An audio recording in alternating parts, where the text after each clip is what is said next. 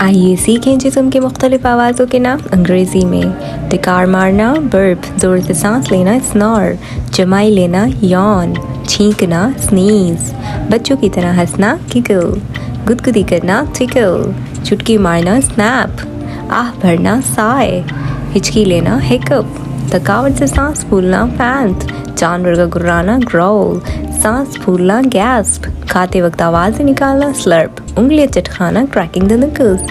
फूंक मारना ब्लो, रिया खारिज करना फाट, चिल्लाना स्क्रीम, सरगोशी करना विस्पर, सीटी बजाना विजल, ताली मारना क्लैप, गुनगुनाना हमिंग, मुंह में बड़बड़ाना मम्बो, खाने से चबाने की आवाज़ निकालना क्रंच, गरारा करना गॉगल, गला साफ करना क्लीनिंग द थ्रोट, खाने से पहले होठ मिलाना स्मैक द लिप्स, खराटे मारना स्नॉर्ट, दर्द से कराहना रॉन, परेशानी से दांत पीसना grind the teeth. Hope you